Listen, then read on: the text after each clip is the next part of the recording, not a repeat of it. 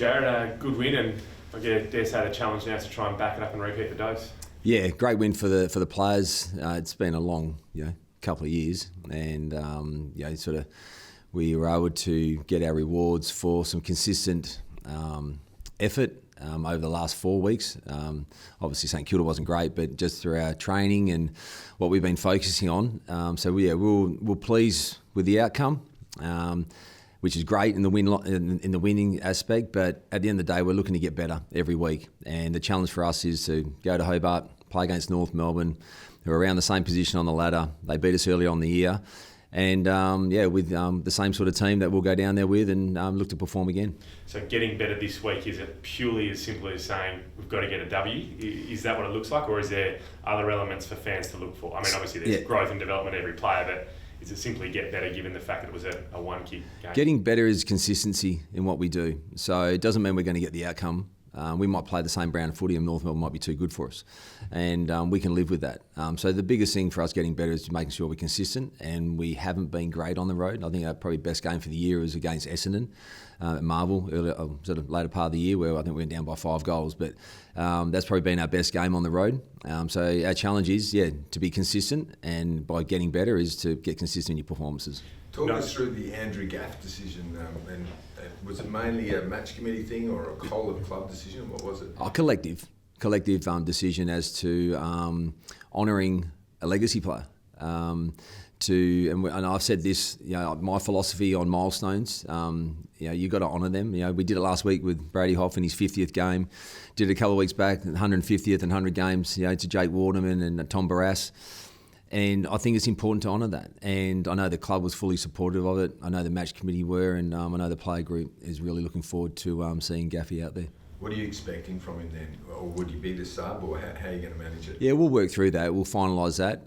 He'll play his customary role, dare say, on the wing. We just want Gaffy to go out there and play and enjoy the moment that he has left at the football club. And, we'll get the Andrew Gaff that we've all come to expect. He'll run hard. He'll look to be a good teammate.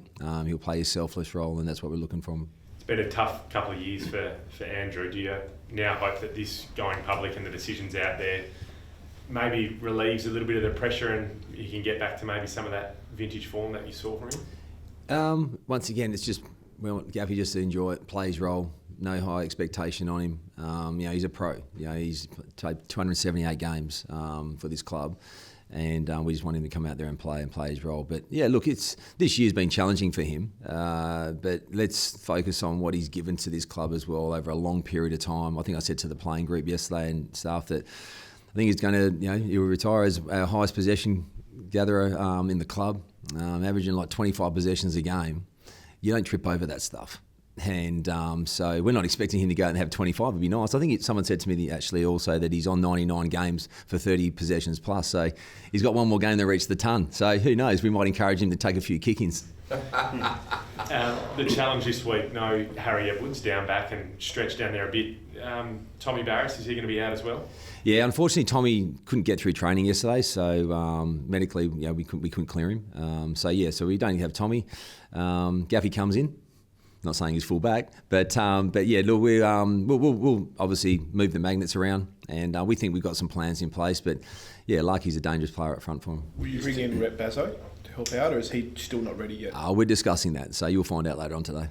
Is it head or hammy or combo for? Bit of a combo, mate. Bit of a combo on that at the moment.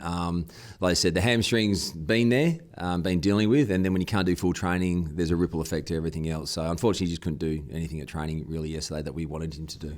Expected that you're getting back next week. That's the plan, but it's a week-to-week proposition with that. Yeah. With the pressure that you've been targeting, Jarrad, and getting that above your season average week after week, how do you lift that this week? I guess it's a demanding thing to be targeting. Yeah, it is it's a demanding way to play the game. But if you don't deliver on that, doesn't matter who you're playing, you fall short. So that pressure there's technique to it when you're tackling, but it's a mindset and it's an attitude.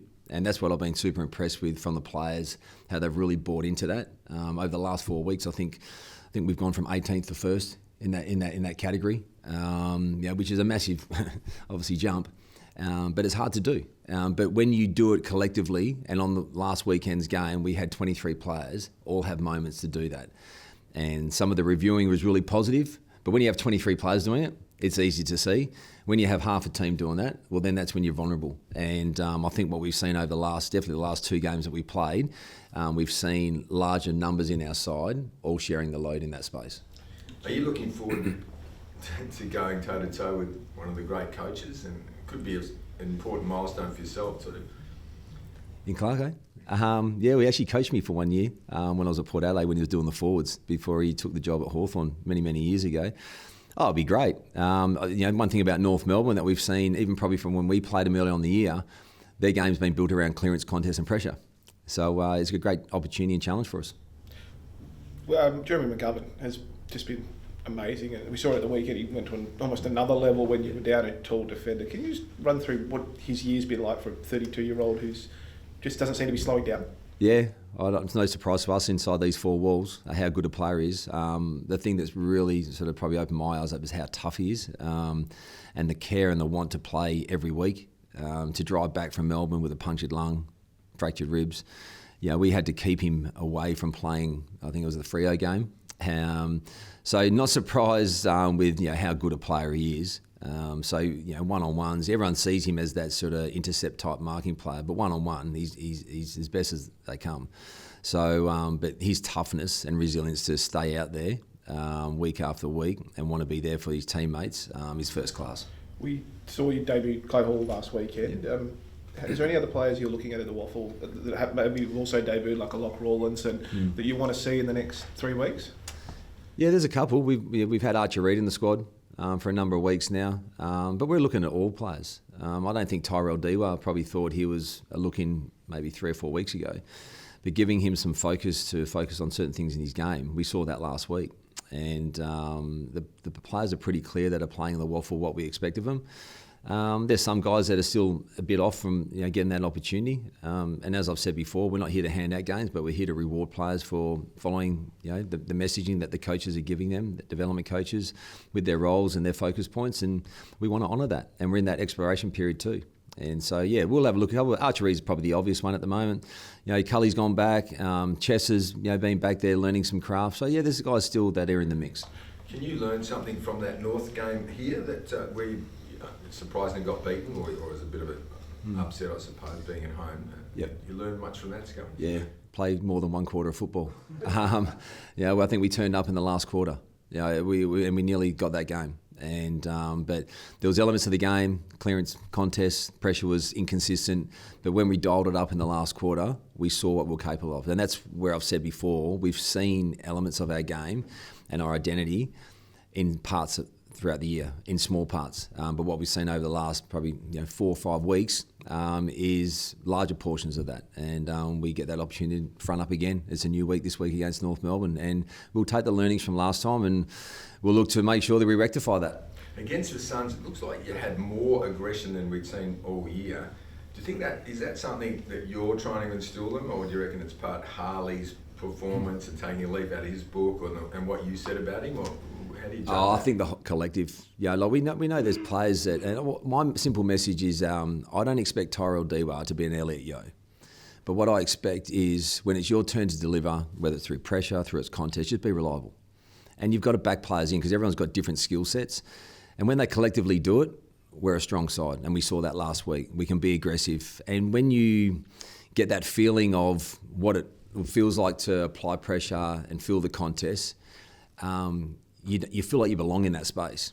And we've done that for over the last 4 or 5 weeks, as I said. And they're getting a greater belief and evidence of what it looks like and how we want to play the game. And there's no question that after the St Kilda game we had some real accountability and ownership as individuals, as coaches, as a team and as a club, that we got to make a stand and we got to keep progressing forward. And progress is important, development and obviously getting better is important each week, but you got to be consistent in your behaviours. And the contest and pressure and being physical, all those things come through your mindset and attitude.